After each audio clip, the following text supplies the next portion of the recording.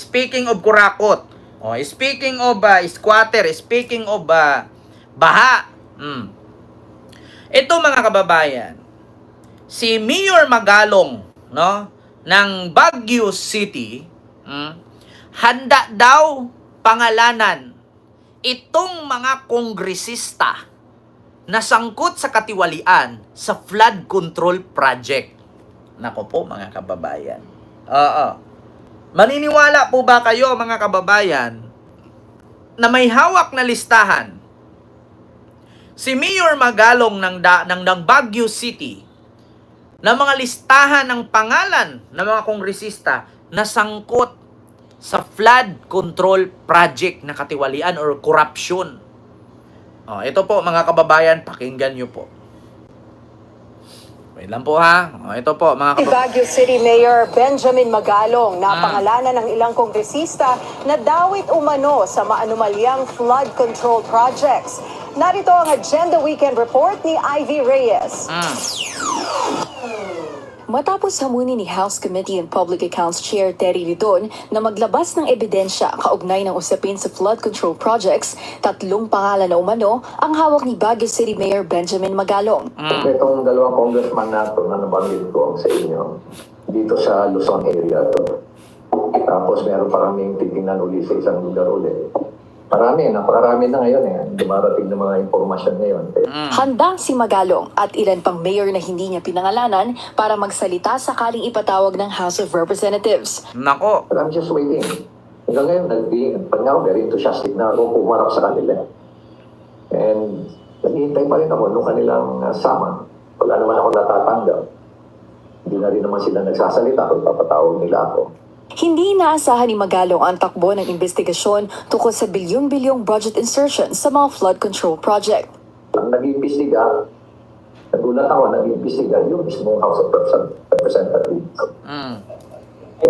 Para mong sinabi na yung criminal, imbestigahan mo na lang yung sarili mo, alamin mo paano mga krimen ang ginawa. Sabi ni Magalong, nagtataka lang din daw siya mga kababayan na bakit daw ang nag-imbestiga ay yung House of Representative. Parang yung kriminal, siya lang din daw yung nag-imbestiga sa sarili niya. Kasi tinutumbok po dito ni Mayor Magalong ng Baguio City, mga kababayan, na ang Congress nga daw ay maraming katiwalian. At ilan daw kongresista sangkot dito sa flood control project, no? Katiwalian or pangungurakot sa pondo. Ngayon mga kababayan, hindi po natin siya pwedeng mahusgahan. Bakit? Antayin po natin na ilabas niya. Kasi malaking aligasyon po ito, mga kababayan. Kasi kapag ito'y hindi niya napatunayan, kung pangalan lang sabihin niya, tas wala siyang may pakita dyan na ebidensya na may flood control ganyan. Pero ako mga kababayan, meron po talaga akong ebidensya, kung ako man tanungin, isang congressman po talaga sangkot sa korupsyon dyan sa flood control. Sabihin ko sa inyo, bakit ko sinabing sangkot? Nandyan po ang flood control. Andun mismo nakatayo. Pero ang tanong, hindi po gumagana. So bakit po ganun?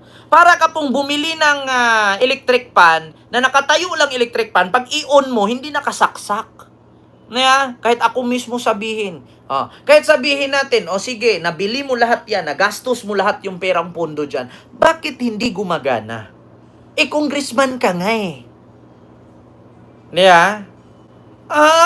ako mismo, kahit puntahan natin ngayon, araw-araw kong dinadaanan niya noon nung ako'y nagtatrabaho pa. Araw-araw ko ding nakikita niyan kapag ako'y sumakay ng jeep. At araw-araw ko ding naaamoy yung amoy burak na yan kasi hindi nga lumulusot yung tubig doon sa mismong flood control kaya hindi nga gumagana. Kapag umulan lang ng 1, 2, 3 oras yung tubig sa amin, umaabot na sagdan. Diba? Yan ang katotohanan. Diba?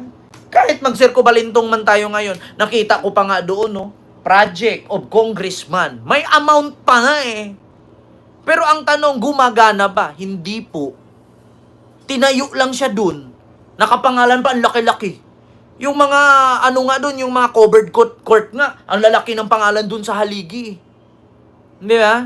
Ang lalaki ng pangalan sa haliging ganyan. covered court, tapos worth 13 million, tapos yero lang, tapos bakal, haligi, walang pader, walang CR, walang stage, covered court lang, tapos basketball ring, yung ring pa ang project, SK pa, hindi pa project ni Congressman. Yan ang mahirap. Alam nyo, sabi ko sa inyo mga kababayan, dapat, ang may hawak dapat ng proyekto sa lahat ng project sa Pilipinas ay dapat isang ahensya lang.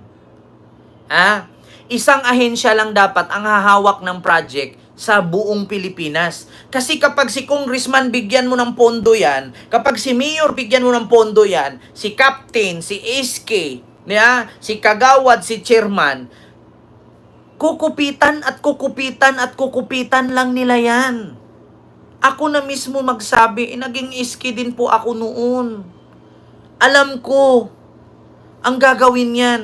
Kapag si Mayor gumawa ng project na tulay, ilalagay niya dyan 50 million pesos yan. Pero ang ginastos niya 30 lang, yung 20 automatic bulsa. Tapos yung 30 million na nakagastos dun sa tulay kasi yung 20 binulsa, kakupitan pa ni Foreman at ni kontraktor yun.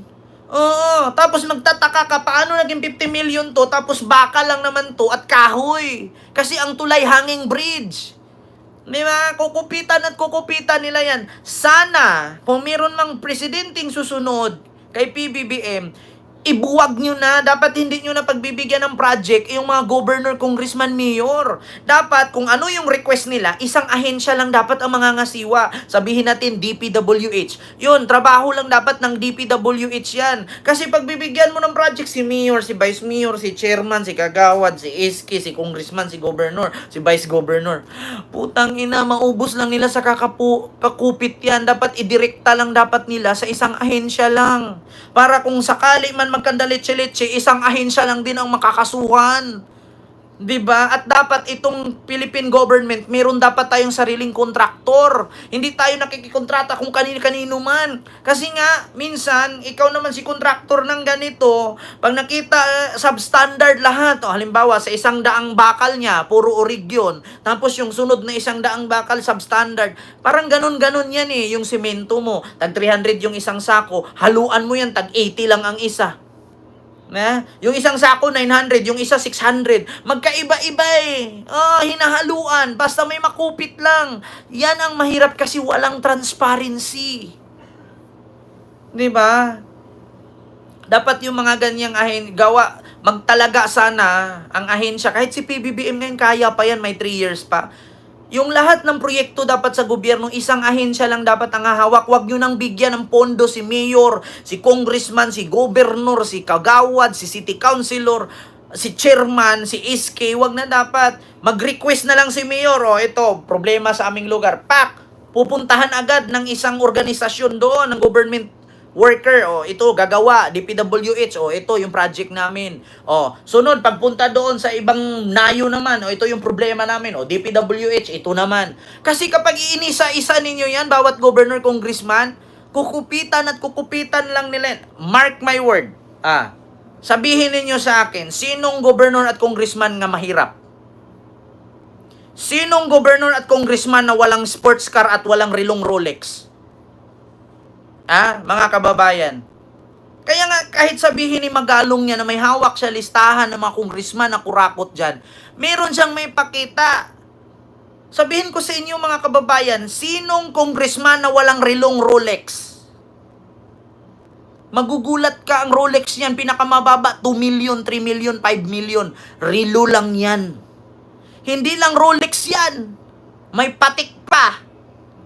May Richard Mille pa. Putang ina. May ublot pa. Diyos ko. May Jacob & Co pa. May Hermes pa.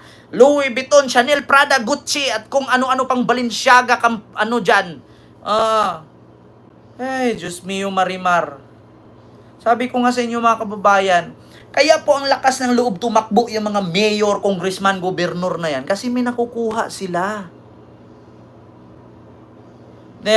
Kung walang makukuha yan, walang lakas loob tumakbo yan, walang lakas loob gumastos yan. Kasi wala silang makukuha Dapat baguhin na dapat yung ganyang patakaran. Lahat dapat ng ahensya sa gobyerno, isa lang dapat ang hahawak ng proyekto. Hindi na yung si congressman, si governor, si ganito. Tigilan nyo na yan. Huwag nyo nang pahawakin ng pondo yung mga yan. Oo, para patas ang lahat. Hindi ko naman nilalahat. Na congressman.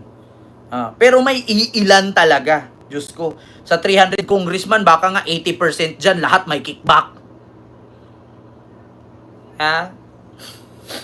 Hindi ba?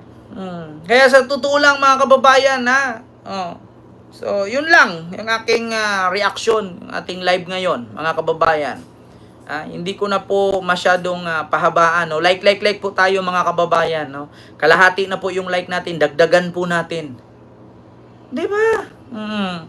Dadagdagan natin. At sa lahat po na nandyan, mga kababayan, hindi ko po maisa-isa. Katulad sa Sirisa Force. Lahat po kayo dyan, maraming salamat po. No? Sa mga nagtatanong po kung